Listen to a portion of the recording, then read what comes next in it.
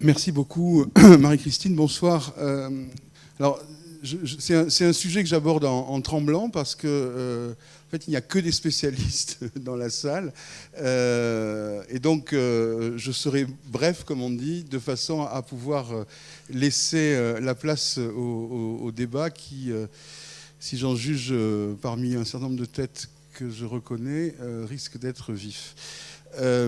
Alors, le point que je voudrais développer, en fait, est extrêmement simple. Enfin, en réalité, c'est pas le point, c'est 3 points que je voudrais développer. Je voudrais développer un premier point quand même un peu général.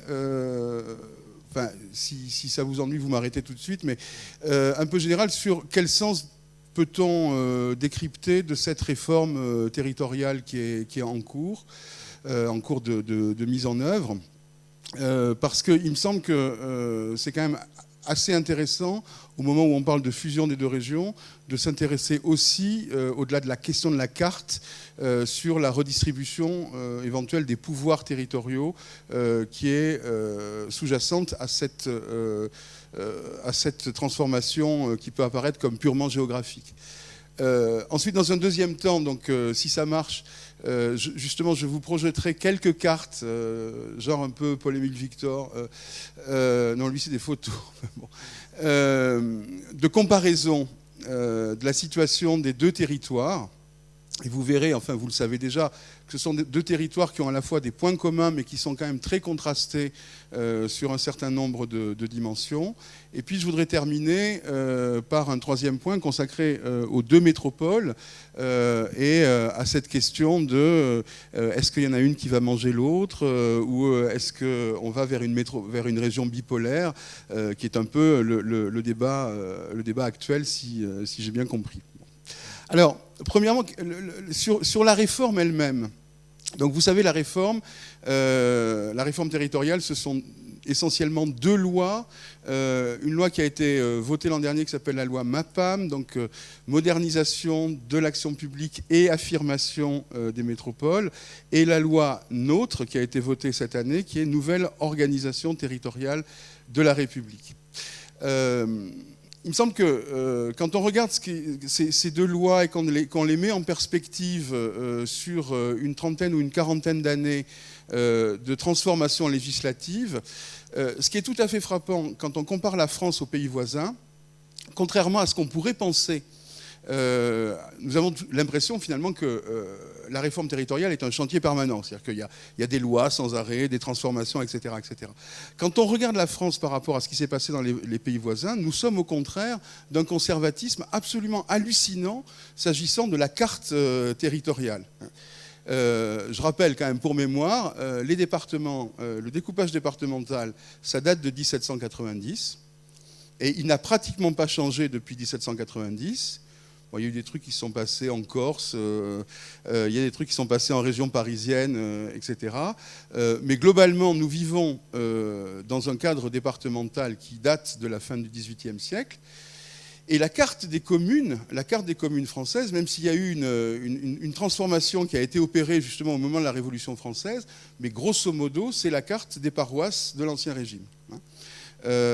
Quand on regarde ce qui s'est passé dans les pays voisins, tous les pays voisins, dans les années 1970-1980, ont opéré des ruptures radicales dans leur carte institutionnelle. D'une part, en diminuant drastiquement le nombre de communes. Je rappelle rapidement, l'Angleterre, aujourd'hui, c'est 400 collectivités de base.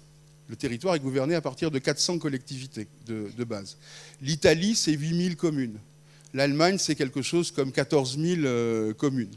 Donc il y a eu des transformations radicales de la carte territoriale dans ces pays-là. Et aux échelons intermédiaires, que sont l'équivalent, si vous voulez, des régions ou des départements, on voit là aussi des transformations considérables. Par exemple, l'Angleterre, à un moment donné, dans les années 70, a créé le Grand Londres, puis Margaret Thatcher l'a fait disparaître, puis Tony Blair l'a fait réapparaître, Tony Blair a créé des régions que Cameron a fait disparaître. Donc en réalité, quand on regarde cette question territoriale, nous sommes plutôt un îlot de stabilité dans un monde qui est en perpétuel soubresaut. Donc, de ce point de vue-là, la décentralisation de 81-82, a été quelque chose de tout à fait particulier, puisque c'est une dévolution des pouvoirs qui s'est opérée à géographie constante. Donc il n'y a eu aucun travail de fait d'opérer sur la carte communale de base, il n'y a eu aucun travail de fait sur la carte départementale, et les régions sont restées en l'état. Simplement, ce qui s'est passé en 82, c'est qu'on a étendu le statut des municipalités, des communes, à tous les autres échelons, les départements et les régions. Ce qui fait qu'en France, nous avons réussi à fabriquer un système qu'on pourrait appeler de souveraineté empilée. Alors, souveraineté empilée, qu'est-ce que ça veut dire? Ça veut dire que chaque échelon, que ce soit la commune, le département ou la région, dispose de ce qu'on appelle en droit la clause de compétence générale, c'est-à-dire la possibilité de traiter de la totalité des affaires qui concernent son territoire. Et donc ça produit quoi? Ça produit évidemment un système évidemment d'association, mais surtout de concurrence entre ces territoires, puisque ces souverainetés empilées sont empilées sur le même électeur, et que chacune, évidemment, combat pour apparaître la plus lisible possible et la plus efficace possible aux yeux de l'électeur. Donc nous avons fabriqué, depuis 30 ans, un système dans lequel, finalement, les politiques territoriales sont placées en permanence sous le signe de la concurrence entre les échelons. Le problème, vous voyez bien, ce n'est pas la question du millefeuille, c'est-à-dire pas le nombre d'échelons qui sont empilés les uns sur les autres, c'est bien la question de cette équivalence juridique et politique des échelons qui font que la régulation du système était extrêmement compliquée. Et donc par rapport à cet état de fait qui a été instauré depuis une trentaine d'années, c'est vrai que la loi MAPAM et la loi NOTRe essayent d'introduire une nouvelle rationalité. Alors comment est-ce qu'ils essayent d'introduire cette nouvelle rationalité? De deux façons. D'une part, je dirais une espèce de substitution conjugale. Enfin, je ne sais pas si on peut dire ça comme ça, mais le couple historique de l'organisation territoriale française, c'est communes et départements. Ce qu'essaye de faire la loi MAPAM et la loi NOTRe, c'est de substituer à ce couple-là un autre couple qui serait intercommunalité, grande région. Et c'est ça qui est en train, à mon avis, d'essayer de surgir dans le système territorial français. Alors, il faut voir au passage qu'il y a une espèce d'illusion géographique, il y a des géographes dans la salle, qui consiste à penser que si on élargit le périmètre des institutions, si on élargit l'espace des institutions, elles vont être plus puissantes. Bon, et ça, c'est une grande question, parce que, par exemple, pour les régions, mais on y reviendra, c'est pas parce que vous agrandissez le périmètre de la région, si vous n'attribuez pas plus de pouvoir aux collectivités territoriales, c'est pas du tout évident qu'elles aient plus de capacité à agir. C'est bien un des points d'interrogation, me semble-t-il, de la réforme actuelle. Donc, substitution de couple, commune, département, intercommunalité, région. Et puis, deuxième tentative de réguler le système, sortir de cette logique de concurrence liée à ces souverainetés empilées pour essayer de spécialiser les territoires. Et donc, vous l'avez vu, une des avancées, peut-on dire, de ces réformes, c'est la suppression de la clause dite de compétence générale, qui fait que seul, désormais, le bloc local dispose de cette compétence-là. Quand je dis le bloc local, c'est communes et intercommunalité. Les autres échelons étant, en principe, spécialisés. Troisième élément, pour essayer encore plus, si j'ose dire, de réguler le système, c'est la tentative, mais qui n'est pas complètement aboutie à ce jour, de conférer aux régions une capacité, alors ça se discute beaucoup en droit, disons normative à leur politique. Alors pourquoi est-ce que c'est important? Parce que jusqu'à présent, comme chaque échelon est équivalent en droit, aucun échelon n'a d'autorité sur les autres échelons. Donc quand la région fait un schéma d'aménagement, tout le monde dit « Ah ouais, c'est vachement bien votre schéma d'aménagement, etc. » Et puis chacun rigole, chacun fait ce qu'il veut. Bon. Parce que la région n'a strictement aucune capacité juridique à imposer les règles qui sont écrites dans son schéma d'aménagement. Ce qui est tenté à travers la loi NOTRe, c'est de donner une certaine normativité ou une certaine prescriptivité aux politiques régionales à travers l'aménagement du territoire, à travers les politiques de développement économique, etc., etc. Alors, on verra ce que ça donne. Il est créé aussi, vous savez, une instance de régulation entre les pouvoirs qui s'appelle la conférence d'action publique territoriale, la CTAP, dans laquelle, en principe, il est censé se discuter les prérogatives des uns et des autres et la façon dont les pouvoirs vont s'agencer. Donc on est dans cette logique-là où on va essayer, vous voyez, de à la fois élargir les juridictions de base, avec cette hypothèse que plus on élargit la surface de base, plus l'institution va avoir du pouvoir, et en même temps trouver de nouveaux modes de régulation en limitant la concurrence des souverainetés et en instaurant une relative capacité normative au bénéfice des régions. Alors après, du coup ça donne quoi? Ça donne 12 régions, 14 métropoles et en gros 1000 intercommunalités sur le territoire français. Au bout du compte, c'est à peu près ça qui va être la nouvelle géographie. Soit dit en passant, les départements ne disparaissent pas.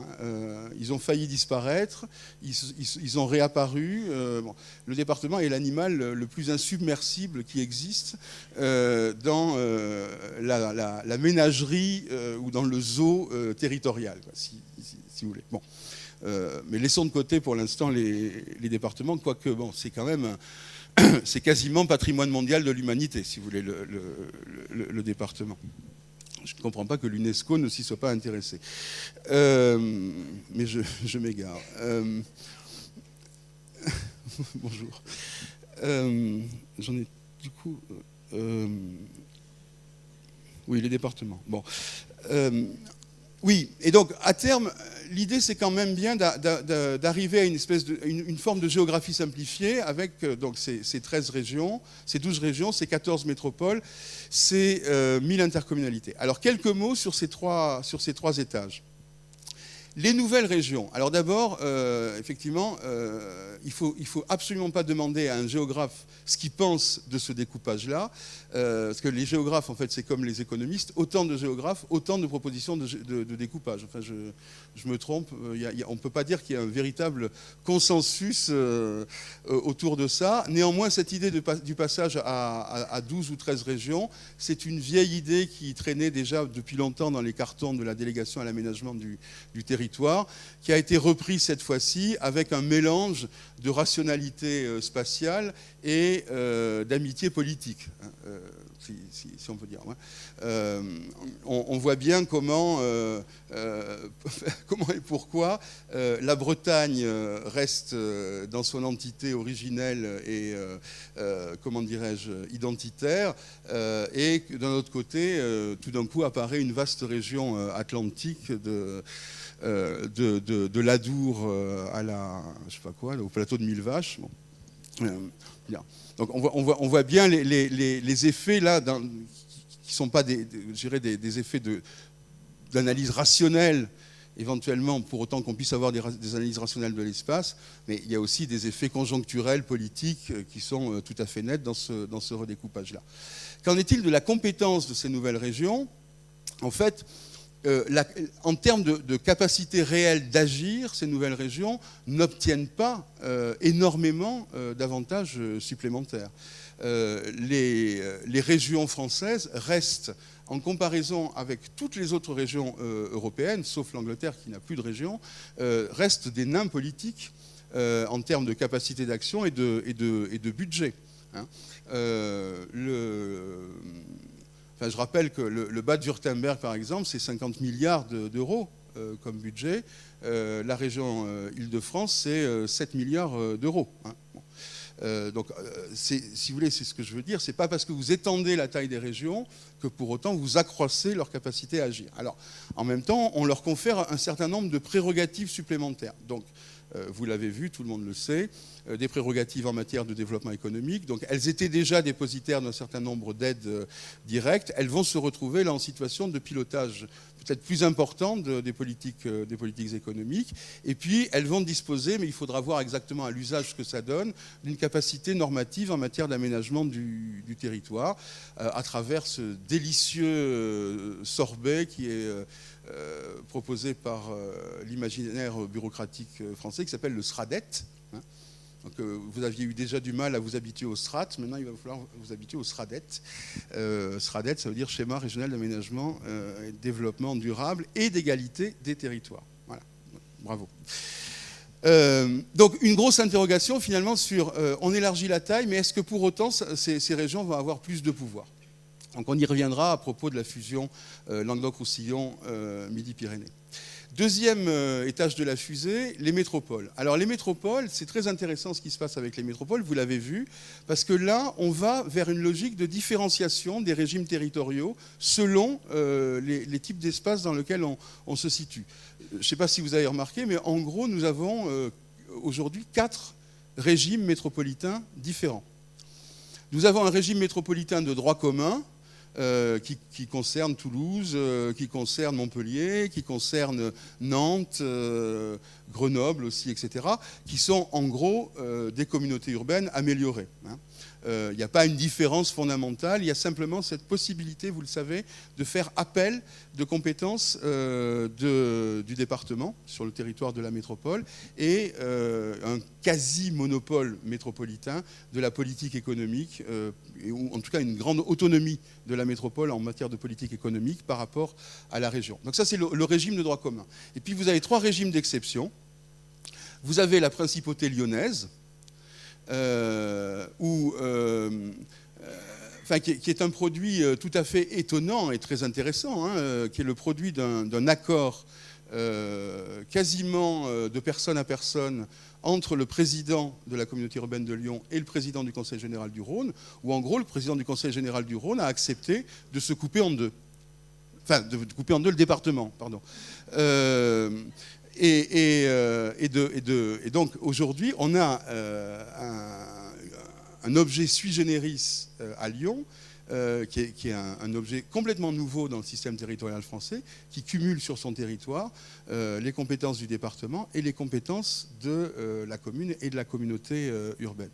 Deuxième régime d'exception, le régime marseillais, où là, on a très soigneusement évité, je ne sais pas si vous avez remarqué, de créer une métropole qui soit à la taille du département. On a juste enlevé Arles et le pays d'Arles, de façon qu'il y ait encore une distinction maintenue en termes de périmètre entre le département et le périmètre de la métropole.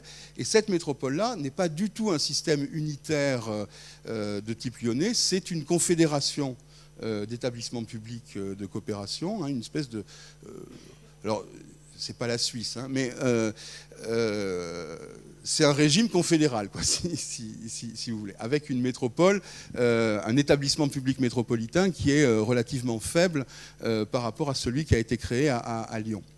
Et puis dernier régime d'exception, c'est le régime parisien, francilien, qui ressemble un peu au régime marseillais, sauf que lui, en fait, on va retrouver, c'est assez drôle, je ne sais pas si vous avez vu, mais on retrouve à peu près l'ancien département de la Seine, celui qui existait avant la réforme alors je ne sais plus si 63 ou 67, qui a créé les différents départements de l'Île-de-France.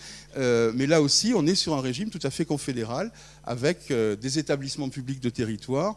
Alors un système complètement fou qui est que les intercommunalités existantes sont dissoutes, les compétences des intercommunalités remontent à l'établissement public métropolitain, qui ensuite fait redescendre ces compétences à de nouvelles intercommunalités créées qu'on va appeler des établissements publics de territoire, qui vont renégocier le pacte communautaire, enfin vous ne comprenez rien, mais moi non plus, avec les communes qui les composent. Bref. Qu'est-ce qu'il faut en tirer comme conclusion de ce deuxième étage de la fusée?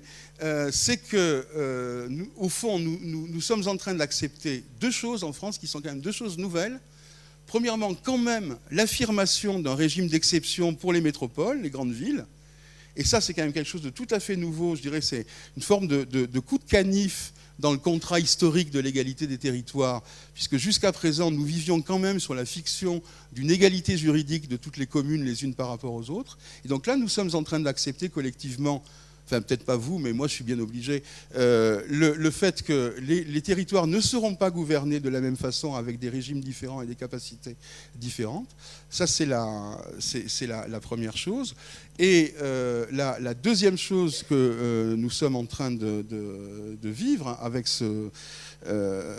cette affirmation des métropoles, qui est presque un effet collatéral, mais sur lequel on reviendra, c'est que de fait, ces métropoles se retrouvent avec des responsabilités extraterritoriales.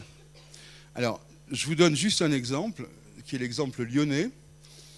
Donc, le département du Rhône a été coupé en deux, et on s'est rendu compte que les services de l'ex-conseil départemental ne pouvaient pas fonctionner convenablement sur le restant du territoire, celui qui n'était pas dévolu à la métropole lyonnaise, tout simplement parce qu'une partie, disons, des gains de productivité que faisait le Conseil général sur la métropole dense servait à financer les services en milieu rural.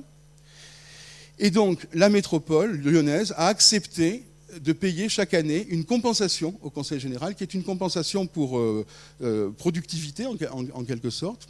Et chaque année, la métropole lyonnaise verse entre 60 et 80 millions d'euros au Conseil général pour lui permettre de fonctionner à l'extérieur de la métropole sur son territoire. Et donc ça, c'est un point qui est très intéressant. Ça veut dire que les grandes villes sont d'une manière ou d'une autre associées au gouvernement territorial au-delà de leur périmètre. Ça, je pense qu'il faut le retenir parce que c'est une vraie nouveauté, me semble-t-il, dans le système territorial français. Je termine avec le dernier étage de la fusée, qui est le système intercommunal.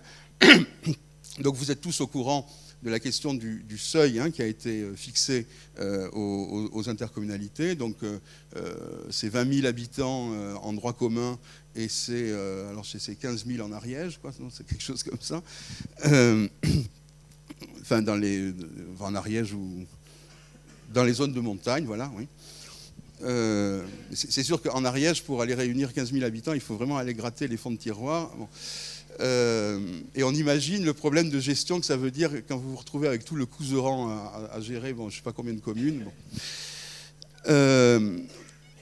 Ce qui est intéressant, me semble-t-il, sur les intercommunalités, c'est, au fond, on sait bien, une réforme peut en cacher une autre. La vraie réforme, me semble-t-il, qui est derrière cette question de l'interco, c'est le plan local d'urbanisme intercommunal. C'est le fait, voilà, que peut-être, alors peut-être pas nos enfants, mais les enfants de nos enfants verront de l'urbanisme intercommunal. Bon. Alors, ça aussi, je crois qu'il faut le souligner.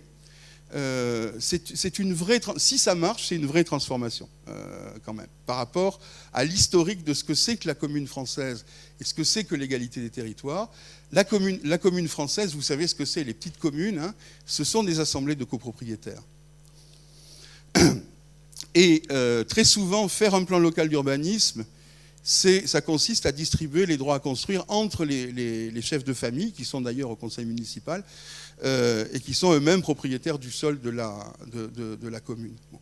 Et donc là, il y a une vraie transformation, me semble-t-il, où on va peut-être commencer à pouvoir parler à une autre échelle de véritablement urbanisme, notamment dans les petites communes ou les territoires de faible densité. Et c'est quelque chose qui est, je pense, et à juste titre, assez mal supporté par un certain nombre d'élus territoriaux, parce que, évidemment, vous supprimez ce pouvoir aux petites communes, c'est comme si vous vidiez, là pour le coup, la commune de sa substance politique, de la capacité notamment des élus à fabriquer de la négociation et du compromis entre les chefs de famille propriétaires du sol.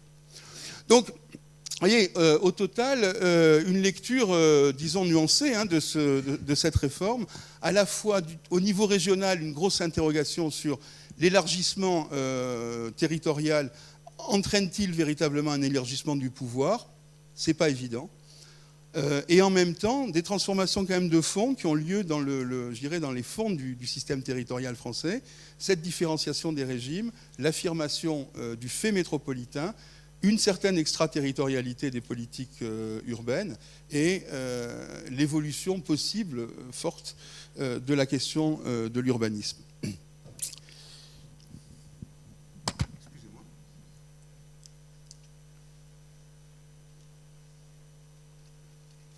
Alors, une fois qu'on a posé ce décor, ce que je voudrais faire maintenant, ça n'a rien à voir avec le premier point, c'est regarder ce qu'est cette grande région à travers... alors, j'imagine que la plupart d'entre vous devaient absolument détester les cours de géographie quand ils étaient au lycée et au collège. Malheureusement, alors oui, ça marche comment ce truc-là? Voilà.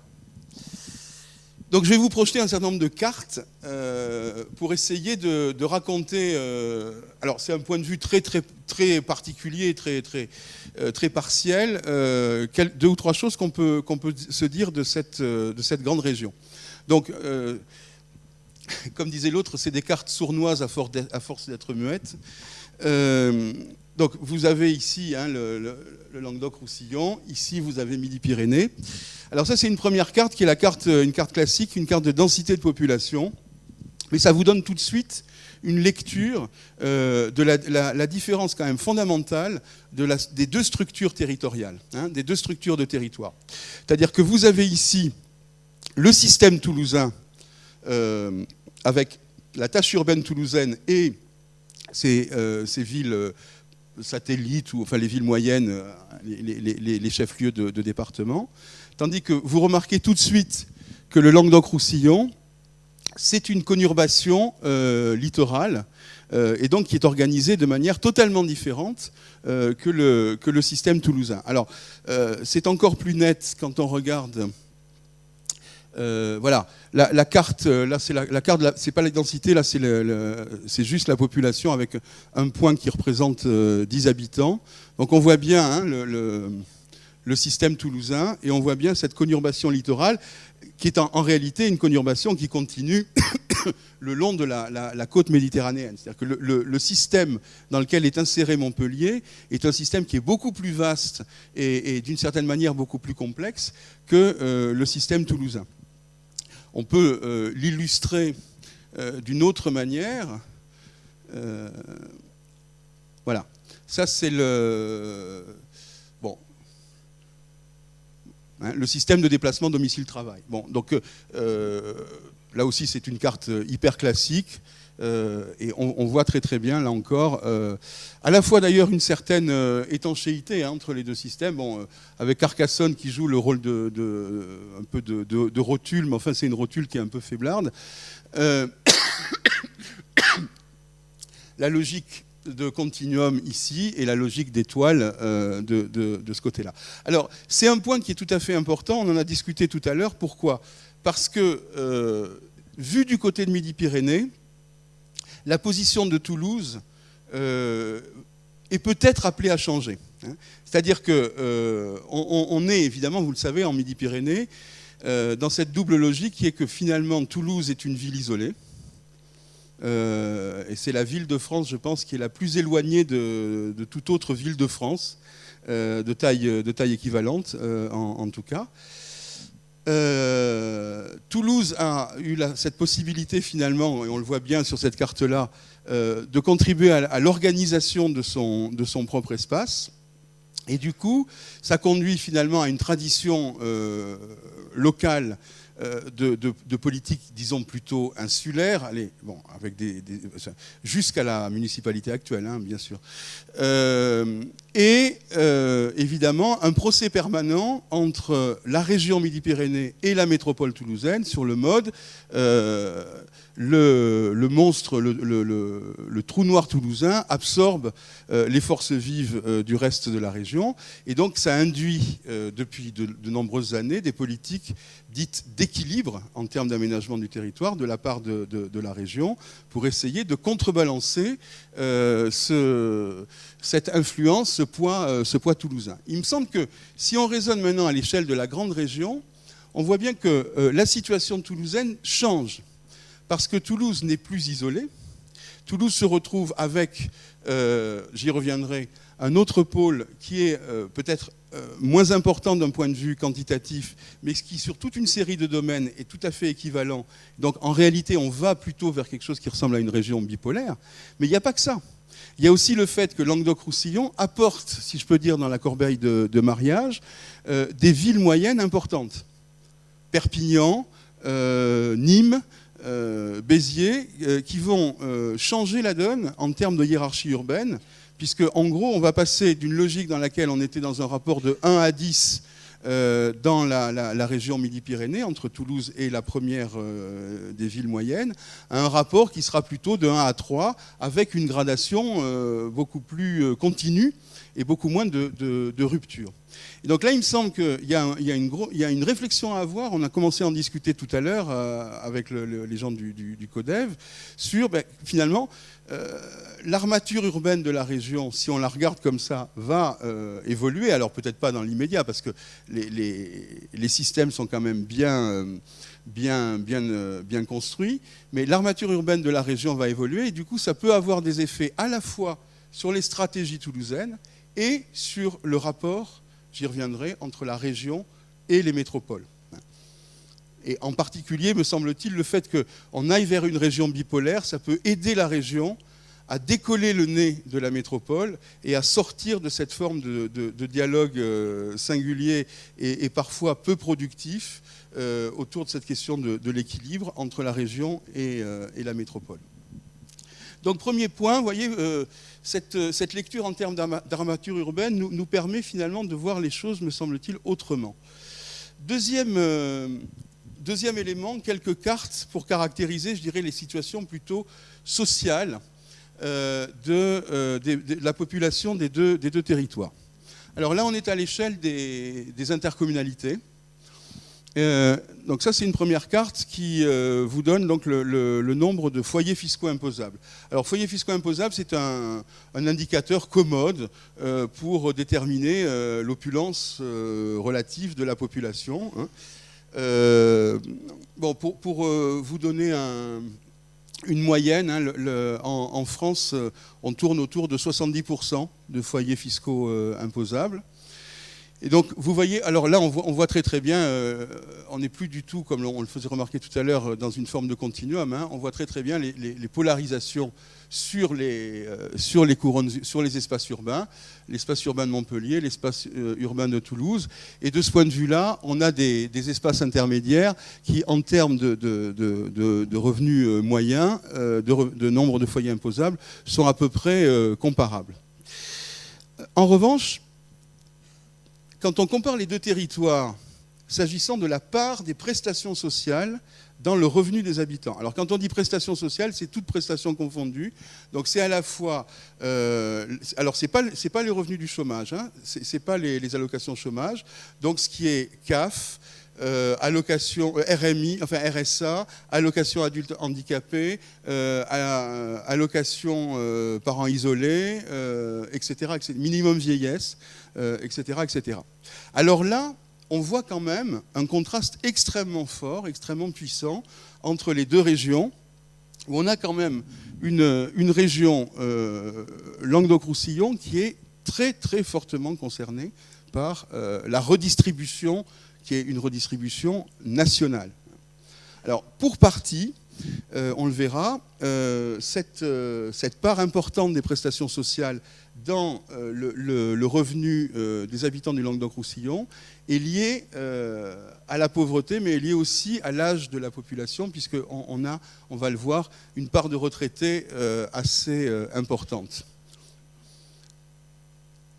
Et justement, voilà.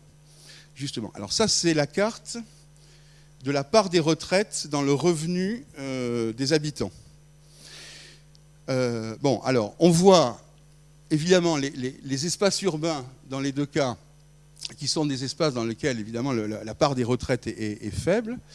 Mais là encore, on voit, vous voyez, un espace rural, mais aussi la conurbation languedocienne, qui est extraordinairement concernée par le poids des retraites dans le revenu. Je vous rappelle que quand on est en rouge vif, on est au-dessus de 30% des retraites dans le revenu total de la population. Donc ça veut dire qu'on est ici dans des territoires dans lesquels, en gros, quand on dit 30% du revenu c'est la retraite, ça veut dire que c'est des territoires dans lesquels plus ou moins 30% de la population est retraitée en réalité. C'est ça que ça veut dire. Donc là encore, une très très forte dépendance à la solidarité nationale, mais qui est liée aussi à une forme d'attractivité du territoire, notamment dans ces espaces-là, qui est pour partie une attractivité qui s'exerce notamment en dehors des villes, en direction des jeunes retraités ou des retraités passant une partie de leur retraite au soleil. Oui. Bon, on retrouve ça du côté de la Côte d'Azur, de Nice aussi, mais c'est aussi une caractéristique des espaces ruraux en dehors des grandes villes. J'ai presque fini.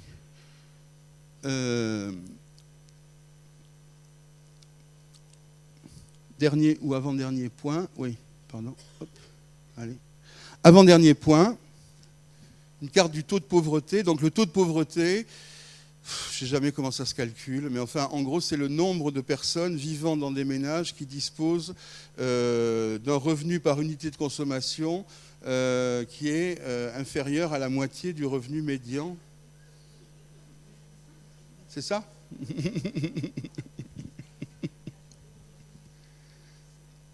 Qui est inférieur au revenu médian, à 60% du revenu médian. Voilà.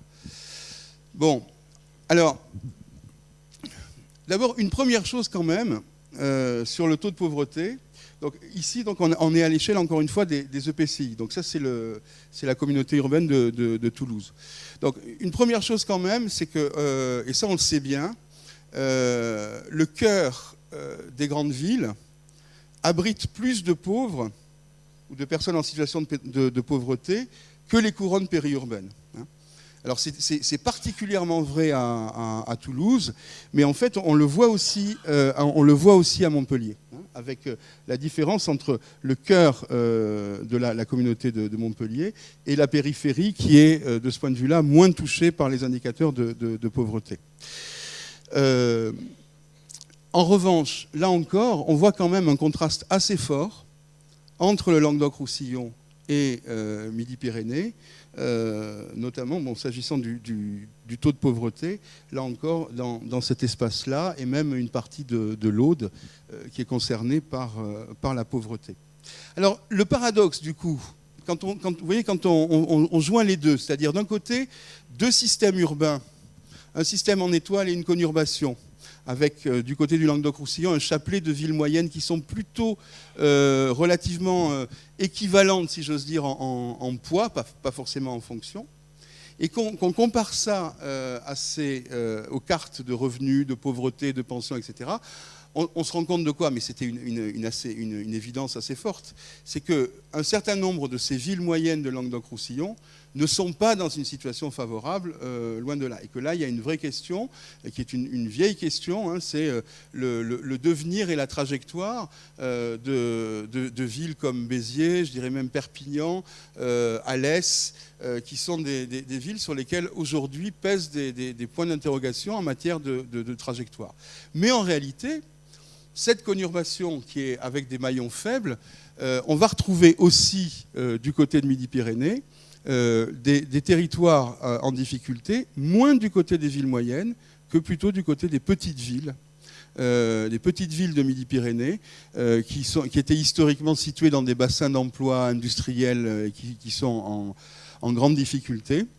Et j'aurais tendance à dire Languedoc-Roussillon apporte sa conurbation avec tout ce que ça a d'intérêt, mais aussi un certain nombre de maillons faibles dans les grosses villes moyennes de la conurbation. Midi-Pyrénées apporte son étoile, si je peux dire, mais avec les trous dans la raquette que sont ces petites villes de bassins industriels ruraux déconnectés du système en étoile. Donc il me semble que là, il y a une espèce de responsabilité commune des deux territoires, évidemment, de la région et des grandes villes, à voir comment est-ce qu'on peut traiter cette question-là. Alors, bon, donc j'en ai fini avec la projection de carte. Enfin, il m'en reste une, si j'arrive à... Oui. Encore un effort. Voilà. Alors j'en viens maintenant à ma troisième partie. Donc après avoir vu très rapidement, hein, je m'en excuse, cette relecture des deux espaces régionaux, j'en viens maintenant à ma troisième partie sur les deux métropoles. Alors, première chose, donc ça c'est une carte de la croissance de l'emploi salarié privé depuis 2008. Alors, que remarque-t-on sur cette carte ? On remarque que l'emploi salarié privé a, d'une manière générale, reculé partout en France. On sait bien, on a perdu 300 000 emplois depuis 2008. Mais il a progressé, et il a progressé nettement dans je dirais, une espèce de croissant fertile de grandes villes, depuis Nantes jusqu'à Lyon, dans lequel on va retrouver Toulouse et Montpellier. Et ces deux villes-là, vous voyez, donc Toulouse, c'est champion du monde, champion de France en tout cas, de la création d'emplois salariés sur la période. Hein, donc c'est quand même, on est quand même plus 20% d'emplois salariés pendant la période de crise sur Toulouse. Mais Montpellier, compte tenu de son poids relatif, n'est pas en reste, même si on est sur un rythme plus faible, on est quand même autour de 5000 emplois salariés créés dans la période, ce qui fait que l'un dans l'autre, en réalité, on a un territoire qui est relativement dynamique quand on regarde en tout cas ces deux villes-là. Elles font partie du club un peu fermé des grandes villes qui gagnent ou qui gagnent depuis quelques années dans cette situation qui est quand même globalement plus que grisâtre s'agissant du pays tout entier. Ensuite, quand on regarde ce qu'on disait tout à l'heure, quels sont les secteurs qui ont gagné dans ces deux villes, c'est assez marrant de voir. Bon, évidemment, il y a l'aéronautique, etc. à Toulouse, mais en réalité, les secteurs qui gagnent dans ces deux villes-là, ce sont trois secteurs. C'est hôtellerie-restauration en 1, c'est services informatiques et activités numériques, etc. en 2. Et 3, c'est services aux entreprises. Donc en fait, ce sont des villes qui sont en train de se spécialiser, alors chacune dans des domaines différents, mais à la fois dans des activités qui ont à voir avec le tourisme, et dans des activités qui sont du tertiaire supérieur de pointe, ce que l'INSEE appelle fonction métropolitaine supérieure. Alors on le savait a priori pour Toulouse, mais pour Montpellier c'est exactement le même phénomène, sauf évidemment qu'on est sur une taille qui est moins importante s'agissant de Montpellier, mais on voit bien que la dynamique, la tendance est la même. Alors j'attire juste votre attention sur cette question de l'hôtellerie-restauration, ça fait rire tout le monde. Sauf que quand vous regardez ce qui rentre dans la poche des habitants de Midi-Pyrénées et de Languedoc-Roussillon, sur 100 €, il y en a 20 qui proviennent du tourisme. Donc alors on le sait plus ou moins pour Languedoc-Roussillon, évidemment, puisqu'il y a eu, on le disait tout à l'heure, des gros investissements qui ont été faits en matière touristique en Languedoc-Roussillon. Néanmoins, ça veut dire que le tourisme pèse plus dans les deux régions que l'aéronautique, que l'agroalimentaire, etc., etc. C'est le premier secteur d'activité de ces deux régions. Alors, je voudrais terminer justement sur ces deux métropoles. Donc, on voit bien qu'elles sont sur des trajectoires qui sont l'une et l'autre plutôt vertueuses, alors même qu'on voit bien, elles sont dans des territoires qui ne se portent pas extrêmement bien. Il me semble que ce qu'on peut dire de ces deux métropoles, et j'en terminerai par là. Premièrement, elles ont des trajectoires qui sont extrêmement différentes. Quand vous regardez les moteurs du développement de Montpellier et les moteurs du développement toulousain, évidemment, c'est très contrasté. Du côté de Montpellier, alors vous compléterez tout à l'heure parce que vous connaissez beaucoup mieux le tissu montpelliérain que moi. Alors, on a plutôt une tradition d'emploi public dit de manière assez globale, avec une difficulté, alors jusqu'à présent, maintenant c'est peut-être en train de changer, de toutes ces capacités qui ont été développées à Montpellier en matière de recherche et d'innovation, une difficulté à embrayer sur de l'activité productive. Alors c'est peut-être en train de changer en ce moment, c'est ça qui est tout à fait intéressant. On pourrait, d'après ce que j'ai compris, mais vous le direz mieux que moi, Montpellier est une ville un peu start-up, quoi, si on peut dire ça comme ça. Et puis Montpellier, c'est une ville quand même qui vient de loin. Dans les années 60, Montpellier était moins peuplé que Béziers, si je ne m'abuse. Et c'est une ville qui a été quand même très, très largement transformée par un volontarisme politique d'une personne que nous ne citerons pas, mais que tout le monde appelait le président. Bon. L'histoire de Toulouse est bien différente. Toulouse est, là encore on en parlait tout à l'heure, Toulouse c'est un succès de l'État. Toulouse est une production de l'État. C'est 100 ans, puisque nous fêtons cette année le centenaire de la guerre de 14, c'est 100 ans d'implantation décidée, volontaire, d'activités aéronautiques, de formation. Bon, bien sûr, le privé a suivi, a embrayé aussi. C'est en partie parce qu'il y avait de l'activité privée aussi qu'on a implanté des activités aéronautiques à Toulouse. Mais en fait, s'il y a un succès d'aménagement du territoire, de la politique française d'aménagement du territoire dans ce pays, c'est Toulouse. C'est pas Fos-sur-Mer, bon. Ni Dunkerque. Bon. C'est Toulouse. Inversement, à la différence de Montpellier, on ne peut pas dire, enfin jusqu'à la mandature actuelle, on ne peut pas dire qu'il y ait eu des maires particulièrement charismatiques avec des projets ébouriffants visant à transformer radicalement la situation toulousaine. Enfin, bon, il me semble. Bon. Enfin, tout a changé depuis l'an dernier, je crois, à Toulouse. Mais je dirais, voilà. Donc, on a, vous voyez, on a d'un côté une ville qui a été dotée par l'action publique plutôt dans des dimensions tertiaires, mais avec un volontarisme municipal extrêmement puissant. De l'autre côté, une ville qui a été dotée par la puissance publique, mais plutôt du côté industriel, et là, avec je dirais, une volonté municipale plutôt en demi-teinte. Donc c'est deux destins complètement différents, deux trajectoires complètement différentes. Du coup, quand on y réfléchit, on se dit, mais en fait, il n'y a pas de hiérarchie à faire entre ces deux villes-là. C'est deux trajectoires spécifiques qui alors, peuvent se rencontrer sur un certain nombre de points, on pourra en discuter lors du débat, mais qui ne sont pas en situation, on le voit bien même dans les échanges, qui ne sont pas en situation de véritable interdépendance l'une par rapport à l'autre, qui ne sont pas en situation de subordination l'une par rapport à l'autre, et qui ne sont même pas, je dirais, forcément en situation de complémentarité au sens objectif du terme. Il y a des spécificités dans chacun de ces territoires. Bon, par exemple, il est clair que Montpellier est un territoire qui est beaucoup plus bouillonnant du point de vue de la création culturelle et artistique que Toulouse, jusqu'à présent. Tout va changer, évidemment. Et inversement, bon, enfin, Toulouse est un territoire qui a toute une série de spécificités. Mais en réalité, on n'est pas dans une logique dans laquelle l'une pourrait se situer comme une poupée russe englobant l'autre. Le deuxième point que je voulais souligner, s'agissant des trajectoires de ces villes-là, c'est que quand on regarde les principaux moteurs du développement de chacune de ces villes, ces moteurs de développement ne sont que très marginalement liés à leur fonction de capitale régionale.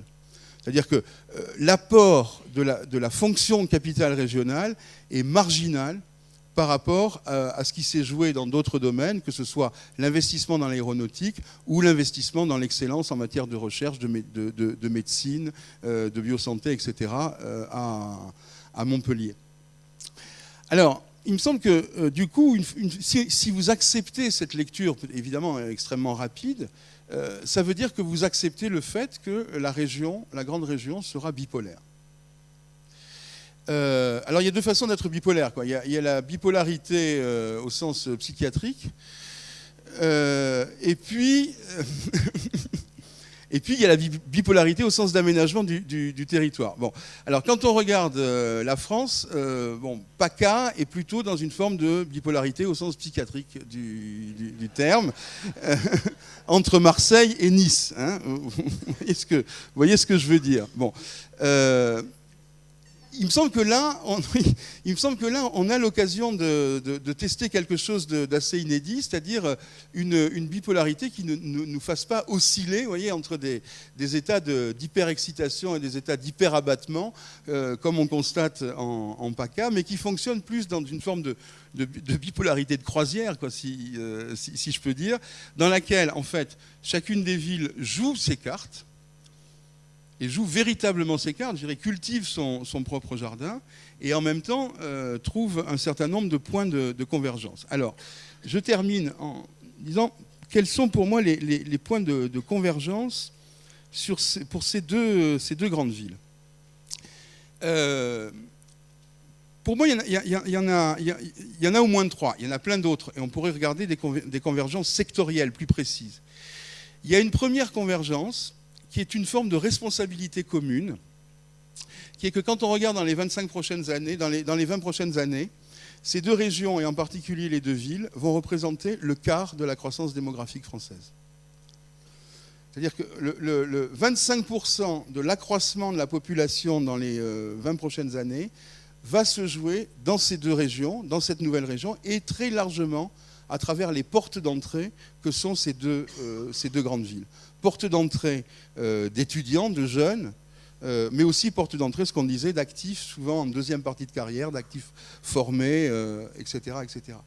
C'est une responsabilité absolument centrale. Ça a été souligné d'ailleurs par un ouvrage excellent fait par le club 2020 de Montpellier, c'est ça? Le club 2020, non? Montpellier 2020, oui.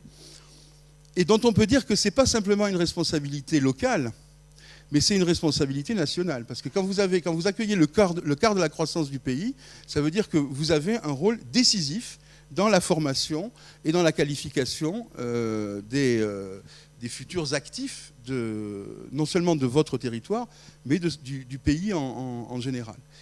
Alors, cette responsabilité, évidemment, elle induit toute une série de problèmes. Hein, problèmes en termes de capacité d'accueil physique, donc la question de l'habitat, du logement, etc. Problème en termes de capacité de formation. Et donc on voit bien que l'enjeu de formation, qui est une des compétences des nouvelles régions, devient quelque chose d'absolument central quand on se passe dans cette perspective-là. Évidemment, capacité d'accueil en termes de création d'activités, et surtout, je dirais, au-delà de l'activité, la possibilité de faire carrière, c'est-à-dire de construire des itinéraires de vie. Ce n'est pas simplement avoir un emploi, c'est pouvoir construire des itinéraires de vie avec des perspectives d'évolution. Voilà, moi il me semble que ça, pour moi c'est la question centrale, qui est vraiment un des points communs entre ces deux villes-là, qui sont véritablement des portes d'entrée sur leur territoire. Le deuxième enjeu que ces villes ont en commun, eh bien, c'est ce que je disais tout à l'heure à propos de la transformation des métropoles, c'est-à-dire comment est-ce que ces villes vont construire des relations horizontales avec les territoires environnants, que ce soit les villes moyennes, que ce soit les petites villes ou les espaces ruraux. Alors ça commence. Du côté de Toulouse, on a travaillé autour, alors je ne sais plus comment ça s'appelle, du dialogue métropolitain, merci. Du côté de Montpellier, ça s'appelle comment? Le Parlement des territoires, c'est ça? Oui. Donc on voit bien comment ces deux villes-là sont en train de chercher des modalités de dialogue et d'échange avec les territoires environnants. Il me semble qu'il faut vraiment avancer dans le sens de cette question de la réciprocité, et notamment la réciprocité entre les grandes villes et les espaces moins denses, ruraux ou petites villes. Alors pourquoi est-ce qu'il faut avancer dans le sens de la réciprocité? Parce que moi je pense que c'est le meilleur moyen de sortir du procès permanent entre la métropole et son arrière-pays, mais aussi parce que historiquement les espaces ruraux en France ont été considérablement soutenus par la redistribution nationale et par l'État. encore aujourd'hui, enfin je vous donne juste un exemple, vous avez 55 enseignantes du second degré pour 1000 élèves en Seine-Saint-Denis, et vous en avez 98 en Lozère. Bon, c'est pour des raisons de densité, hein, c'est tout à fait logique, mais on voit très bien qu'il y a un effort considérable de la nation, au-delà même de la redistribution fiscale, hein, financière, un effort considérable de la nation en direction des espaces peu denses. On sait bien que cet effort considérable de la nation, il ne va pas durer, puisqu'on est sur une tendance à la diminution des transferts de l'État aux collectivités territoriales. Cette solidarité verticale, qui a permis aux communes rurales de vivre convenablement et qui continue aujourd'hui encore d'apporter un avantage compétitif très fort à la France. La France, c'est le seul pays d'Europe où il y a à la fois du service et de l'espace. Parce que vous avez des pays où il y a de l'espace et pas de service, et puis des pays où vous avez du service mais pas d'espace. Bon. Enfin, je me comprends quand je dis ça. Et donc... voilà, bon, bref. Bon, et donc cette solidarité verticale, me semble-t-il, n'aura pas en tout cas les mêmes retombées que celles qu'elle a eues jusqu'à présent. Donc il va falloir travailler les solidarités horizontales. Et les solidarités horizontales, ce n'est pas simplement de la redistribution, c'est trouver les accords et les compromis qui vont permettre à ces territoires de dialoguer les uns avec les autres. Et puis le dernier défi, je m'arrête là, de ces deux régions, de ces deux villes, c'est comment faire alliance avec la nouvelle région. Parce qu'en fait, les régions jusqu'à présent se sont, on l'a dit déjà un petit peu, trouvées dans une situation assez tendue vis-à-vis de leur métropole. Je dirais dans un rapport ambigu, un discours permanent d'équilibre, donc un peu Robin des Bois territorial, hein, je pique à la métropole pour redistribuer dans le rural. Et en même temps, quand on regarde la réalité des budgets régionaux, évidemment, les régions dépensent beaucoup plus dans les métropoles que dans le reste du territoire, ne serait-ce que parce qu'il y a plus d'habitants, mais aussi parce que c'est là où il y a les universités, un certain nombre d'infrastructures, etc., etc. Donc il y a comme dirait je ne sais plus qui, il y a un certain falsoculisme, si je peux dire, de la part des régions, consistant à dire, voilà, je redistribue en faveur de l'équilibre, mais en même temps, en réalité, de fait, je suis bien obligé de concentrer un certain nombre d'investissements et de dépenses dans les métropoles. Il me semble que la responsabilité de ces deux villes-là et de la nouvelle région, c'est comment est-ce qu'on sort de cette logique-là, hein. Comment est-ce qu'on sort de cette espèce de procès permanent qui est un faux procès en réalité, dans lequel la région est en permanence en train d'essayer de jouer le rôle de corde de rappel et finalement de miner en quelque sorte les potentialités de solidarité horizontale qui pourraient se tisser. Et donc là, il me semble qu'il y a véritablement quelque chose à inventer et vous avez vraiment beaucoup de chance d'être bipolaire. Merci.